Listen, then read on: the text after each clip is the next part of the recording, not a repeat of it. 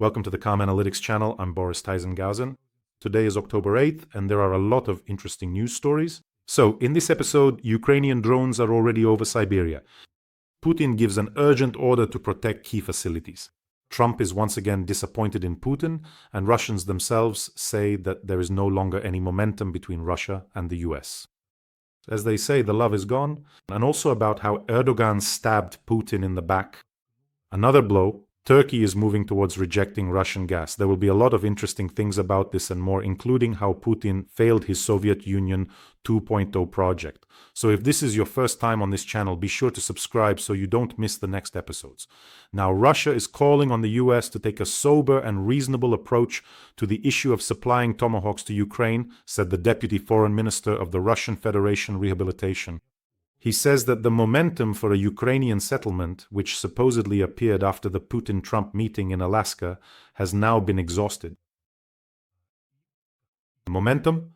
Was there some kind of momentum in Alaska? So Putin didn't accept Trump's proposal, not even for a temporary ceasefire. Then Vice President Vance, followed by Secretary of State Marco Rubio, declare that Russia is refusing bilateral negotiation formats with Ukraine and also trilateral talks involving the US. Meanwhile, Putin launches the most massive shelling of Ukraine in the entire history of this war. He launches over 800 drones in a single night. He intensifies the hybrid war against NATO countries, sends 20 drones into Poland, and regularly violates the airspace of NATO states. And on top of that, drones start terrorizing European countries. And it turns out this was the impulse after the meeting in Alaska. Oh, and by the way, Putin's summer and autumn offensive also failed. I think this is actually the key reason why he started acting so ruthlessly, taking risks, going all in some cases. So that was the impulse, right?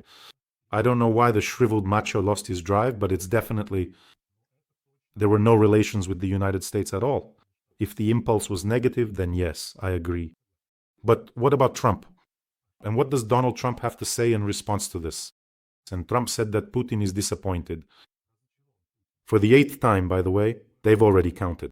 For the 8th time, Donald Trump is disappointed in Putin. During a meeting with Canadian Prime Minister Mark Carney at the White House, Donald Trump stated that ending Russia's war against Ukraine might turn out to be more difficult than achieving peace in the Middle East. There he said the deal is already basically on the table. And I quote Donald Trump, "This is madness, just madness. I thought this would be one of the easy cases. I have a good relationship with Putin. And I thought this issue could be resolved. I am very disappointed in him because I thought this would be easy to resolve. It turned out not to be easy, but actually difficult," Donald Trump stated. And he stated that according to his information, by the way, he has been adding this figure lately. According to his data, 7,812 people died last week in Ukraine due to the fighting. There must be some round number, I don't know. Trump has to be concerned 10 times, and then he triggers the sanctions mechanism. Donald Trump has to be concerned 10 times. Putin has to be dissatisfied. So 8 times have already happened, 20 more to go. What's the reason? I don't quite understand. Also, when Trump mentions this number, 7,812 in a week, that means more than 1,000 people are dying per day. And then this phrase, "I'll give Putin 50 days, sounds completely different. I don't know, 40 days, 70 days. You just multiply it by 1,000.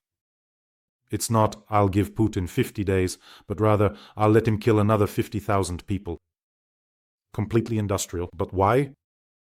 Trump also adds that a lot of people are dying to show that this is a war.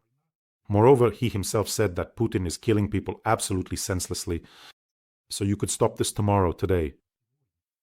A month ago, you could have stopped it with sanctions. Well, Trump is dissatisfied. Putin says that Putin is killing, just like that, 1,000 people a day, he says, and that Putin's economy is in a deplorable state. He says that without money, Putin won't be able to wage war. That's the logic. He calls Putin a paper tiger and says he will act from a position of strength. He says he has devastating sanctions in his desk to deprive Putin of money for the war. And then he stops there and doesn't impose the sanctions. Well, at the moment, the most serious blow to the Russian economy is actually being dealt by Ukrainian drone strikes on Russian oil refineries. The fuel crisis is intensifying, and accordingly, Russia is receiving less and less for its military budget. And someday I will get to the truth. I talk to my American colleagues trying to understand. Maybe someone knows. When Ukraine began successfully targeting Russian oil refineries a year and a half ago, the administration of Joseph Biden strictly forbade them from doing so. They said that global prices would become volatile and something terrible would happen. By the way, how are things now, after Russia lost 40% of its refining capacity? Are global prices volatile or not? Or has no one in the world noticed anything? In my opinion, everyone is rubbing their hands in anticipation. Russia is trying to dump additional volumes of crude oil on the market because it can't process it itself. It's buying fuel from China, from India, and has quadrupled its purchases from Belarus. And everyone is happy. Russia is giving away oil at bargain prices. And they can sell petroleum products back to them made from their own oil. Looks like Putin played too much Monopoly as a kid. Just look at what a businessman he is. And Ukrainian drones are becoming an increasing problem for Russia. Just recently, an event occurred that left some people in Russia a bit shocked. For the first time since the war began, drones have reached Siberia. And in Russia, people started to wonder, how could this happen? Even more than 2,000 kilometers from the Ukrainian border, sites are not protected. The fact is, they once thought that nothing could ever reach there, not even the strategic aviation airfields, but it turns out things can actually get there. And so, on the night of October 7th, according to Russian authorities, 3 drones were shot down over Tyumen as they were heading toward a major oil refinery. Well, that's the official version from the Russian authorities, but locals published footage of 2 powerful explosions and of dozens of ambulances and fire trucks rushing toward the large refinery in the Antipino area. Dozens of ambulances and fire trucks, apparently just to collect the debris, judging by everything. So the drones crossed the Urals and reached Siberia. There you have it. In Russia, they immediately started blaming everyone. Even Kazakhstan, they claimed the drones were launched from there. But there is another, more plausible version, that Ukraine tested new drones with a range of over 2,000 kilometers. So, the Russian Federation is simply physically unable to protect its military, energy facilities, oil refining, and gas processing industries. They are incapable. And with the range now exceeding 2,000 kilometers, it's absolutely impossible. And it's not just drones, by the way. Lately, there have been more and more videos showing missiles striking targets on Russian territory. Ukrainian missiles. So, this probably isn't the kind of war Russians imagined, but war always comes back to where it started. And let me remind you, friends, we have an important fundraiser for the 101st Brigade. We're raising money for the termite ground robotic systems. These unmanned evacuation vehicles help save the lives of our soldiers and medics, because a wounded fighter can be evacuated from the battlefield without medics or transport having to go out to them. So right now, ground evacuation vehicles are a very necessary and important thing. I ask you to support this fundraiser. In this case, your donation truly saves lives, and for that I always say a huge, huge thank you. The donation details are in the description of this video. In the first comment, if for some reason you don't see them, maybe you're watching on another channel. Here is the QR code. It leads directly to the fundraiser. I want to emphasize again, every time we deliver essential equipment to our soldiers, they say a huge thank you. But I tell them, no, don't thank me. This is from all of us to you. A huge thank you. We are grateful to you for defending the country, for protecting Ukrainians. So let's help. It so happens that our support, yours and mine, help is needed too. And together we are a tremendous force. You know that. We have already done many good and kind things. Once again, I want to say a huge thank you for that. Russia will impose travel restrictions on diplomats from unfriendly countries that decide to restrict the movement of Russian diplomats within the Schengen area. Let me remind you, there is such an initiative. Everyone knows that a Russian diplomat is an officially registered Russian spy.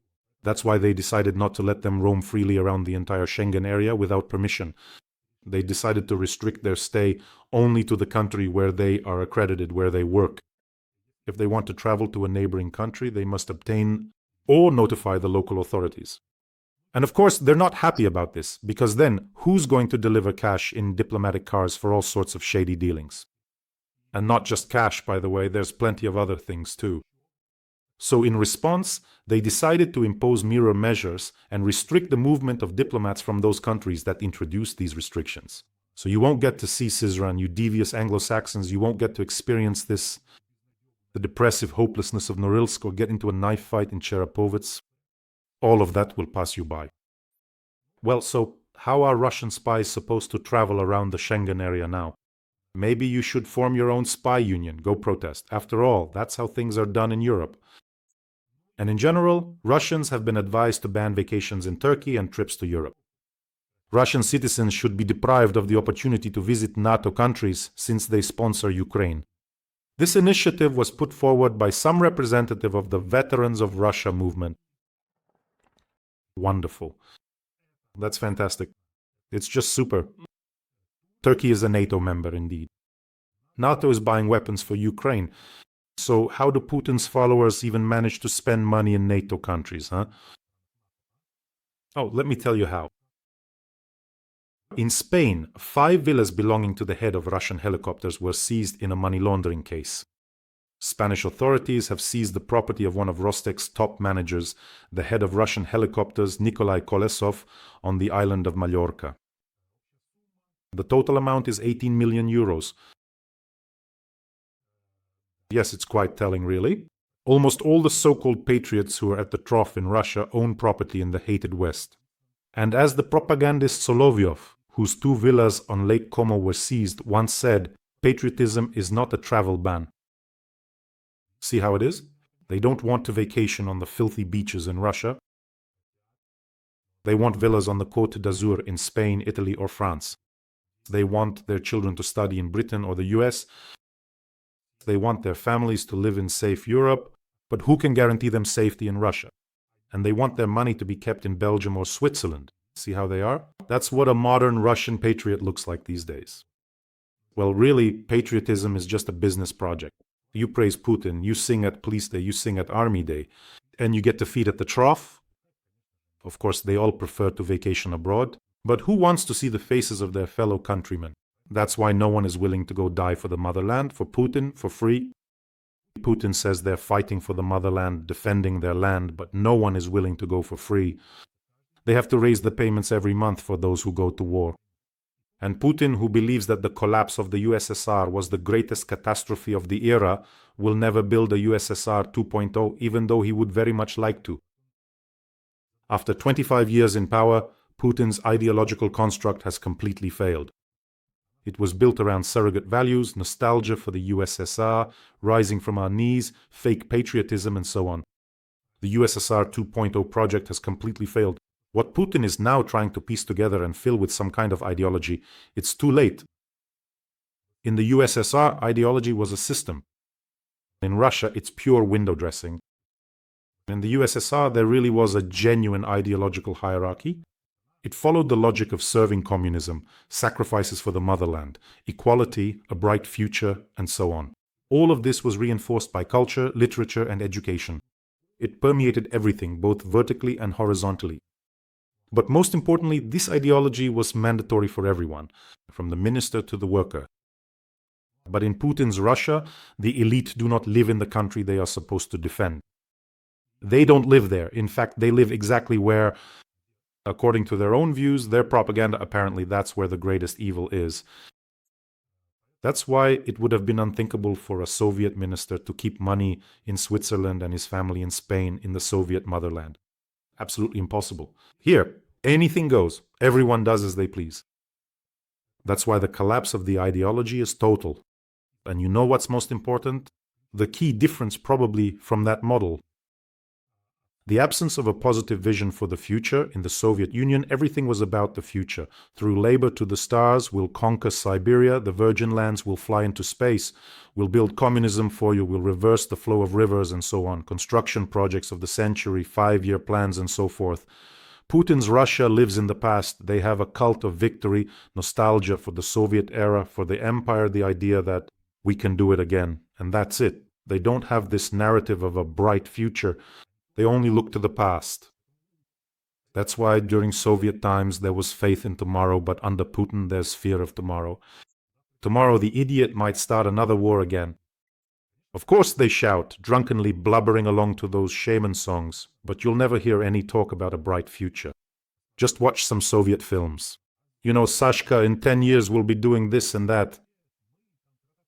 And there's none of that in Russia. There's no future there. Everyone has consciously forgotten we don't talk about the future. Yeah, well, there's no future, at least no bright future in Putin's Russia. But there is unfiltered beer. Or more likely, you know, it's like a Baltica 9 and a little bottle of hawthorn tincture to add some aroma to the cocktail.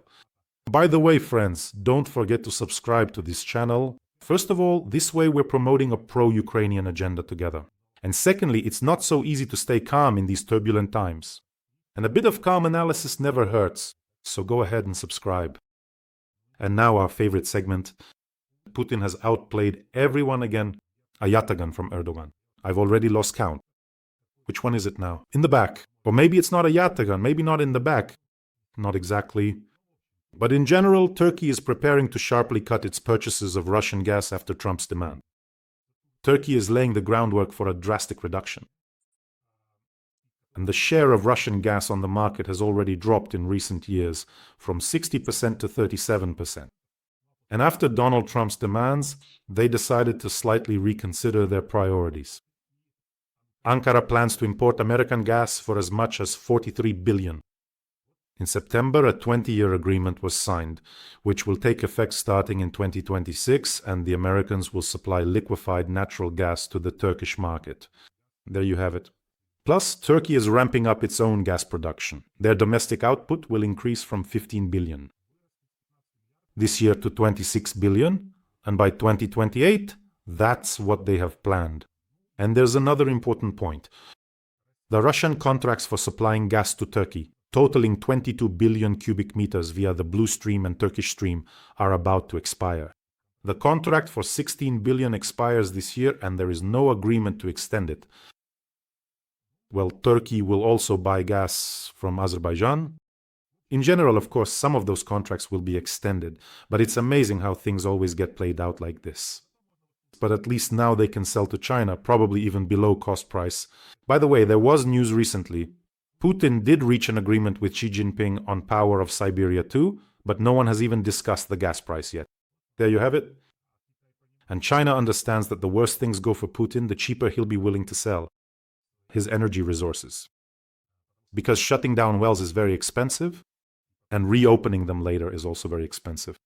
So they have to dump the prices. No worries, Russians will pay for everything. Of course they will. And that official who raked in 18 billion is actually a pauper. Do you know why? Because $18 million from the Russian budget are spent on Putin. Guess over what period? Over 18 days. $1 million a day is spent on his upkeep. So 3 billion rubles a month, the budget expenses for Putin's upkeep will reach a new record. That's about $35 million a month. In 2026, Putin got a bit more expensive. Well, just over $1 million a day. Listen, I think even Trump spends less, and he's always flying back and forth, flying out for lunch, playing golf on the presidential plane. He comes back with journalists, chats a bit, then flies off again, comes back again. And keep in mind, Trump flies all over the world. And this bald jellyfish only flew to Alaska once in 5 years, and that's it.